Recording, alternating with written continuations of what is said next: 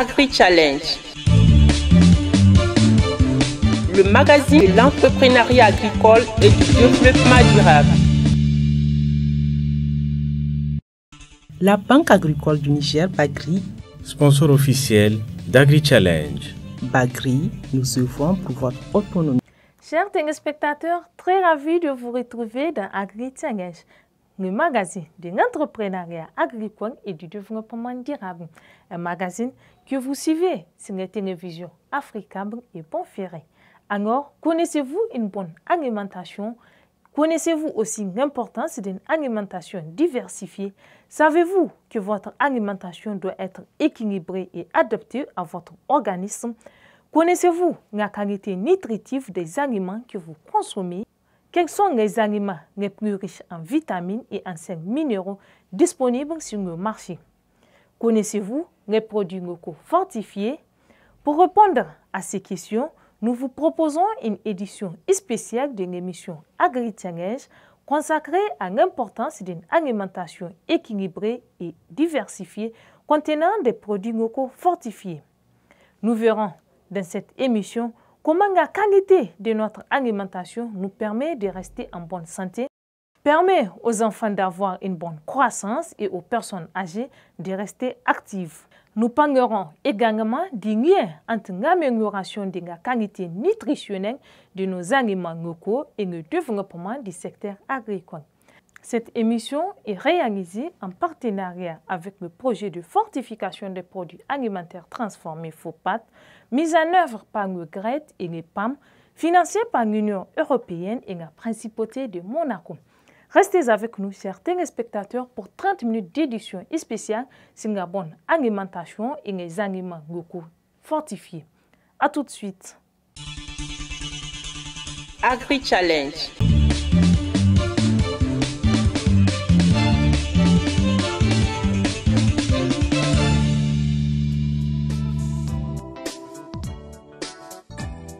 La variété alimentaire repose sur le nombre d'aliments différents consommés sur une période.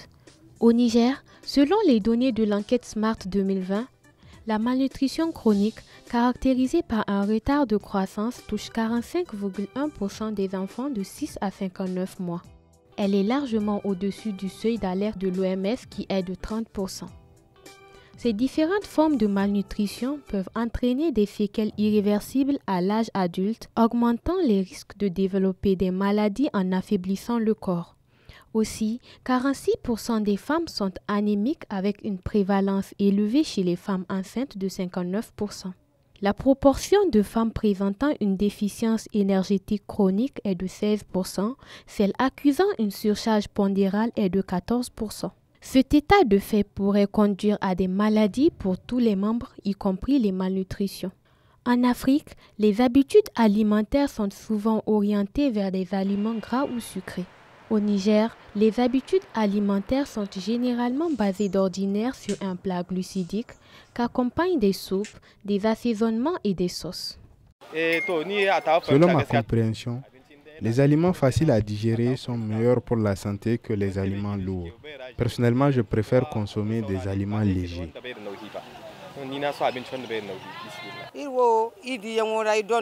Au temps de nos aïeux, le haricot est le meilleur plat. Nous pouvons faire la pâte de haricot, du beurre et bien d'autres. C'est très consistant. Après l'avoir consommé, vous allez juste boire assez d'eau. Pour moi, la bonne alimentation dépend du plat que nous prenons du plaisir à consommer.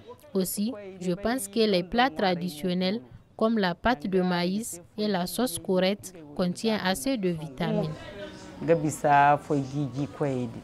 Afin d'apporter à notre organisme des aliments dont il a besoin pour son bon fonctionnement, il est nécessaire de bien se nourrir.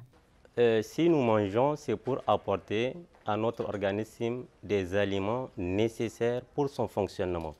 Puisque l'organisme, c'est à l'échelle d'un engin. S'il n'y a pas d'essence, un engin ne peut pas se déplacer. Donc c'est pareil pour un organisme. L'organisme a besoin de l'énergie et cette énergie est apportée par l'alimentation ou bien à travers de l'amande dont on mange. Donc c'est ça l'essentiel, c'est pour cela qu'on mange. Pour équilibrer le poids et éviter certaines maladies comme la malnutrition, il est important de varier et équilibrer son alimentation. Aussi, il est important de privilégier des aliments riches en vitamines et en minéraux bénéfiques pour la santé. Le premier groupe d'aliments, c'est notamment les boissons. Les boissons, on en a besoin de à peu près 3 litres de boissons de façon générale. Et ça, c'est important pour permettre de bien hydrater notre organisme. Nous avons commencé, même si la période de froid va bientôt s'installer, nous avons une phase transitoire de forte chaleur. Et pour bien hydrater son organisme, on a besoin de boire suffisamment d'eau. On a besoin des aliments pour avoir les vitamines et les sels minéraux. Les vitamines et les sels minéraux sont importants parce qu'ils permettent de protéger l'organisme, ils permettent de favoriser la croissance, ils permettent de nombreuses réactions au niveau de l'organisme. Donc, il est important d'avoir des vitamines et des sels minéraux. Et les vitamines et les sels minéraux, c'est à travers les fruits et légumes. Et vous avez également, on a besoin de manger pour avoir des protéines, parce que les protéines sont des substances qui permettent notamment la réparation et le renouvellement des cellules. On a également besoin de manger pour avoir, comme je l'ai dit, de l'énergie à travers les féculents, à travers les céréales, à travers les légumineuses. Donc tous ces éléments sont importants. Au Niger, pour beaucoup de ménages, une bonne alimentation est constituée des aliments de nature différente et favorisant les aliments à source végétale. Les aliments qui contiennent les éléments nutritifs sont nombreux. Je peux vous donner comme exemple le poisson. Le poisson est l'aliment que l'on peut manger et avoir une bonne digestion. Et même si vous le consommez la nuit, vous pouvez bien dormir sans vous réveiller avec une constipation.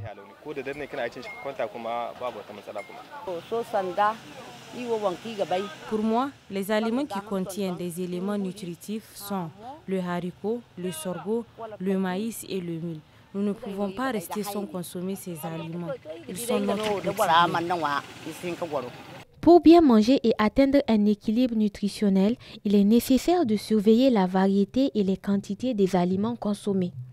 La tendance voudrait que, on l'entend souvent, même dans les propos de nombreux individus, « Ah, je n'ai pas envie de manger tel aliment parce qu'il n'est pas riche en vitamines. » Donc, la première erreur à faire, c'est de penser qu'on mange pour avoir des vitamines. On ne mange pas pour avoir des vitamines.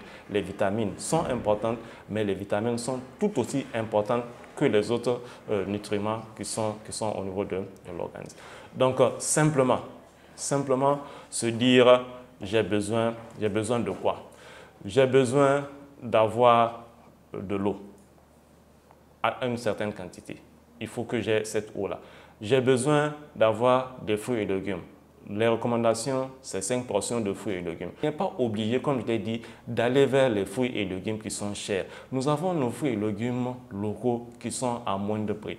Vous avez des aliments comme le yalo qui sont à 50 francs, vous couvrez une partie de vos besoins. Vous avez des aliments comme le gourget qui sont là. Vous avez l'aliment phare aujourd'hui qui est reconnu, le moringa, qui est excessivement riche en vitamines, en sels minéraux, tout ce que vous prenez. Donc, il est facile, très facile d'avoir ces 5 portions de fruits et légumes simplement en mettant l'accent sur la consommation des fruits et légumes locaux.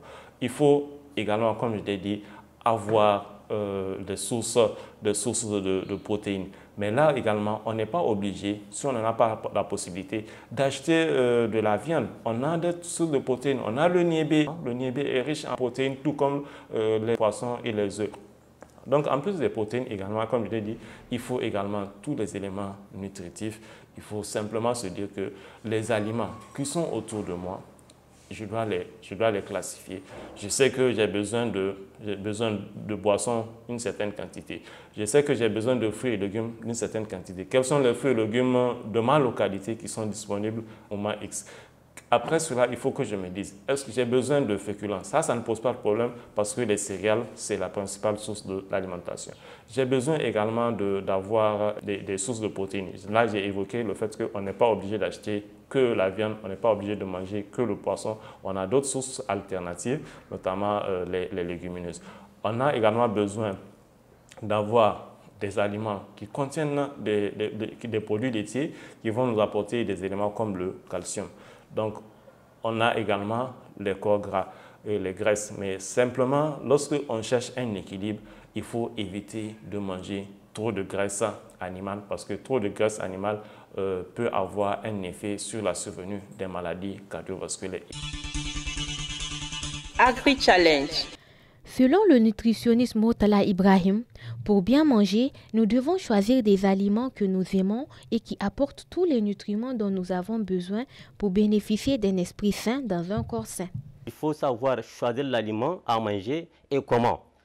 Donc, si en respectant cette méthode, ça permettra à la personne d'être en bonne santé, ça permettra à la personne de choisir de très bons aliments pour bien manger. Donc, il ne s'agit pas de manger un seul aliment tous les jours, il ne s'agit pas de manger un seul aliment au niveau même d'un repas. On a besoin d'une alimentation variée et équilibrée. C'est-à-dire, si par exemple, le matin, je mange tel aliment, midi, normalement, je dois encore varier, le soir, pareil. Ou encore, au sein même d'un aliment, il faut qu'il y ait un cocktail d'aliments, de plusieurs autres aliments. Ça nous permettra d'éviter des carences en micronutriments ou bien en vitamines ou encore en certains minéraux. Voilà la nécessité de chercher des aliments bien équilibrés.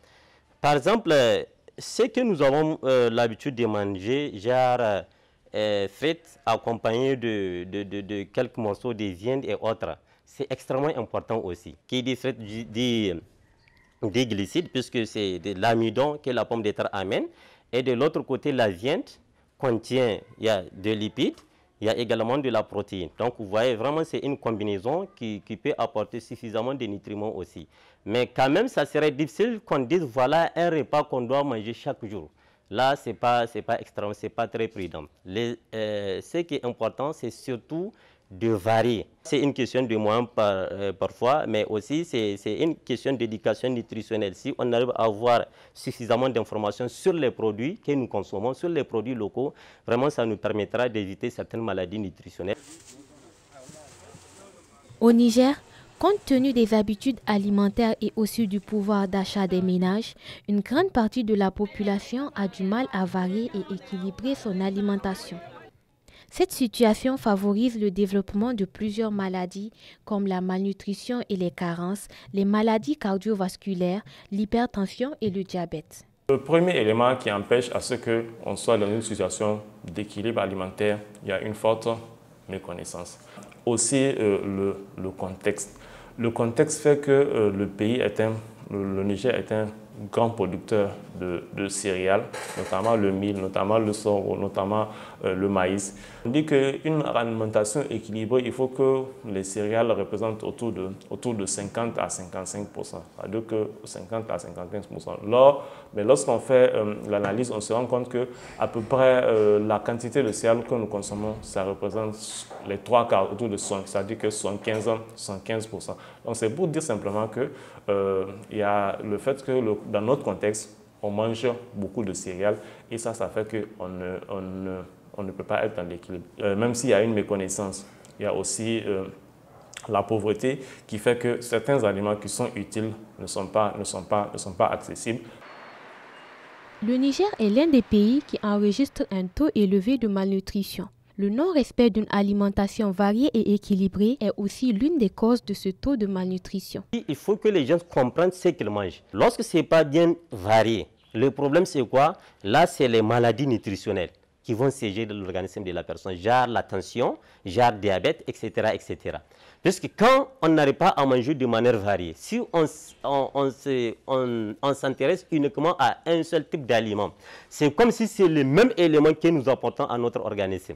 Si par exemple c'est un aliment qui est très riche en glucose, communément appelé sucre, ou bien très riche en lipides ou encore en protéines, là on risquerait d'être en surpoids. Mais de l'autre côté, on n'arrive pas à varier, on n'arrive pas à apporter un autre aliment qui va nous apporter des vitamines et des minéraux. En variant l'alimentation, ça nous permettra d'avoir tous les éléments, toutes les vitamines, tous les minéraux nécessaires pour le bon fonctionnement de l'organisme.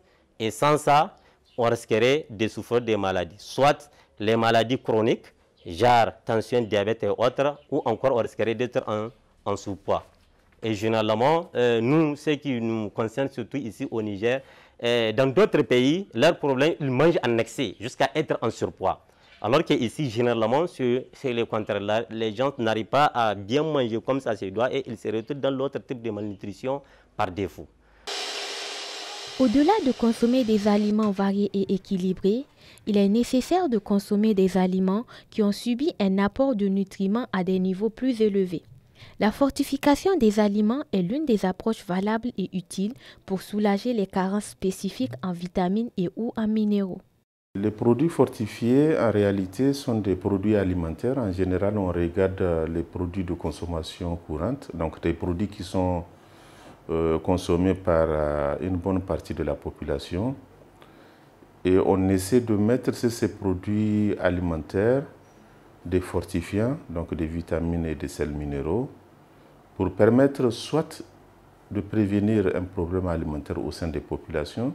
C'est le cas palpable, par exemple, du sel fortifié à l'iode, ou bien pour corriger un problème alimentaire constaté au sein de cette population. Et là, on peut trouver dans cette catégorie des produits destinés à la prise en charge de la malnutrition, ou carrément des produits qu'on peut trouver pour la malnutrition modérée. Donc c'est juste des produits alimentaires de consommation courante, dont avec les technologues alimentaires, on essaie d'accompagner pour rajouter des vitamines et sels minéraux pour justement soit viser des problèmes à venir ou pour corriger des problèmes qu'on connaisse déjà. Les aliments fortifiés contribuent à fournir des niveaux adéquats de nutriments pour l'organisme. Ces aliments permettent de résoudre des problèmes nutritionnels. Comme on dit fortifié, ça veut dire qu'on l'a enrichi.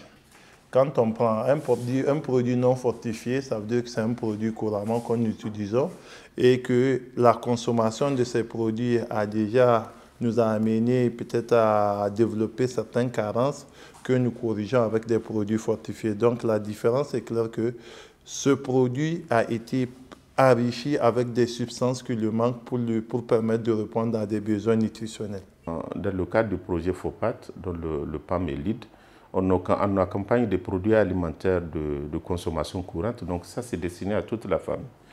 Donc le dosage en vitamines est fait de sorte que ça puisse couvrir le besoin de plusieurs catégories de population, donc les enfants, avec les différents âges, les adultes, mais aussi les personnes âgées et les femmes en santé allaitante. Donc c'est de consommation courante et ils peuvent être consommés par tout le monde. Et d'ailleurs, c'est ce que nous encourageons. Et pour le cas, par exemple, de l'huile, l'avantage, c'est que le prix est non seulement moindre que le prix classique des huiles qui sont importées, et mieux encore, c'est des huiles qui sont fortifiées et qui sont produites localement. Donc, ce qui permet de gagner, c'est toute la ligne.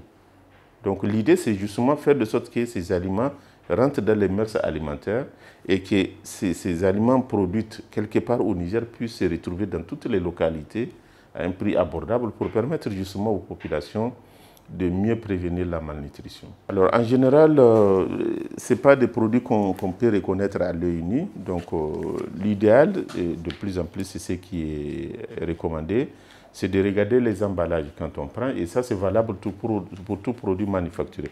Quand vous prenez, la première chose à faire, c'est de regarder au-delà des dates de péremption de la composition. Donc si c'est un aliment fortifié, ça doit être affiché dessus. Agri-Challenge. La fortification des aliments est considérée comme un programme complémentaire précieux au programme d'amélioration de la nutrition. Elle permet de réduire certaines carences de la malnutrition. Ces aliments fortifiés permettent de fournir au corps un certain nombre de vitamines et minéraux. Les produits fortifiés, on prend l'huile en général. La loi nigérienne oblige tout transformateur producteur d'huile à le fortifier en vitamine A. Donc tu vois, l'huile que nous consommons couramment, c'est une huile toujours fortifiée à la vitamine A. Vous allez le voir sur le bidon, sur l'emballage, c'est écrit produit enrichi ou fortifié à la vitamine A. Sur notre projet, nous faisons de la transformation des farines et d'huile fortifiées. Nous faisons la transformation de l'huile d'arachide fortifiée à la vitamine A, de la farine de mil enrichie au fer et acide folique, et aussi de la transformation aussi de la farine de niébé enrichie au fer acide folique. Donc c'est ça, et couramment vous voyez sur les biscuits que les enfants consomment, c'est écrit enrichi en fer, en calcium, il y a plein de choses sur lesquelles on indique sur l'emballage. Donc tout ça là, ça concourt à ce que la qualité nutritionnelle du produit soit améliorée. Ces aliments fortifiés contribuent à l'amélioration de l'état nutritionnel de la population.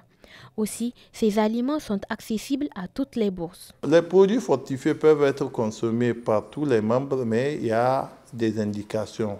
Ça dépend même de l'aliment véhicule. Quand on parle de l'aliment véhicule, donc c'est l'aliment dans lequel on a introduit ces micronutriments. Il y a des produits qui sont spécifiques aux enfants, il y a des produits qui sont spécifiques aux ménages. Quand on prend, nous, dans le cadre du projet que je coordonne, donc c'est nous, on fait des aliments type ménage, ça veut dire que c'est pour tout le ménage. Mais on sait que pour des groupes bien ciblés, les besoins ne sont pas les mêmes. Quand on prend les enfants, ils ont des besoins spécifiques. Les femmes enceintes et allaitantes aussi, ils ont des besoins spécifiques. Mais il y a des produits fortifiés qui sont destinés à tout le ménage, mais il y a des produits qui sont destinés spécifiquement pour des cibles bien déterminées. Les dosages minimes qu'on met pour que, on sait en général, ce n'est pas fortuit qu'on introduit des dosages. Les dosages sont toujours faits sur la base d'une norme et la norme est faite à partir des besoins journaliers des individus qui composent. Donc, c'est des doses très réduites, ça veut dire que la consommation est sans risque. C'est des aliments qui rentrent dans nos cultures locales parce que c'est à base de mil. Donc, je crois que de l'Abazanga à Ngingimi, les gens consomment du mil au Niger. Donc, c'est des produits à base de mil, à base de sorgho. Donc, ça colle avec la culture alimentaire locale.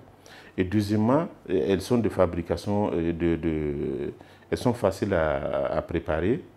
Avec 10 minutes à 15 minutes, on peut faire la bouillie, contrairement aux farines classiques. Et mieux encore, ces farines sont accessibles.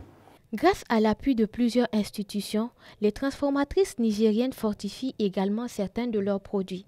Cette action contribue à améliorer l'autosuffisance alimentaire de leur localité. La fortification en tant que telle entre dans le cadre de la valorisation de la production agro-silvopastorale et halieutique. Et cette valorisation est la condition sine qua non de l'utilisation optimale de la production. Cette fortification valorise une alimentation au départ énergétique en une alimentation nutritive. Et donc, en quoi cette fortification-là améliore la production? C'est que lorsque on valorise, lorsque votre produit est acheté, est transformé et utilisé, à tout moment, puisque la sécurité alimentaire implique aussi bien la disponibilité, l'accessibilité, l'utilisation que la stabilité à tout moment. Et donc, vous êtes encouragé à produire parce que c'est utilisé, parce que ça vous donne un revenu. Donc, la valorisation et la fortification a un double sens ici. Non seulement elle booste la production en encourageant les producteurs parce qu'ils produisent et ils arrivent à écouler, mais également de l'autre côté, ça permet d'améliorer l'état nutritionnel parce que ça apporte davantage de nutriments par l'enrichissement. Et ce sont des produits locaux. Et ce sont des produits qui sont à nous, chez nous, et il n'y a aucune barrière à leur utilisation.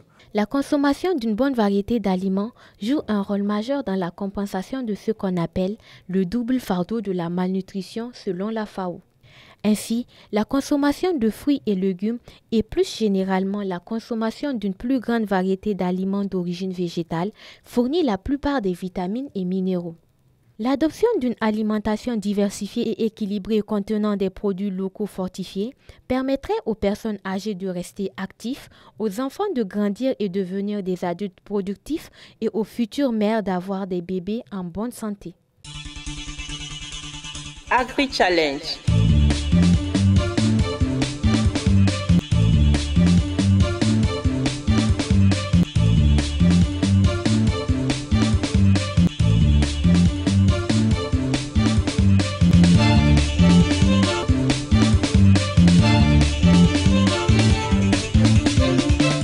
Chers téléspectateurs, j'espère que vous avez agréablement apprécié ce numéro d'Agri-Challenge consacré sur la bonne alimentation, les aliments équilibrés et diversifiés, ainsi que les aliments locaux fortifiés. Une émission réalisée en partenariat avec le projet de fortification des produits alimentaires transformés FOPAT, mise en œuvre par le GRET et le PAM sous le financement de l'Union européenne et la Principauté de Monaco. Pour ceux qui sont à Niamey, nous vous invitons à écouter notre radio Challenge FM sur la 96.6 MHz, la radio des entrepreneurs. Vous pouvez également nous contacter sur les adresses qui s'affichent sur vos écrans pour tout renseignement. Merci d'avoir suivi Agri-Challenge. Au revoir. La Banque agricole du Niger, Bagri, sponsor officiel d'Agri-Challenge. Bagri, nous œuvrons pour votre autonomie.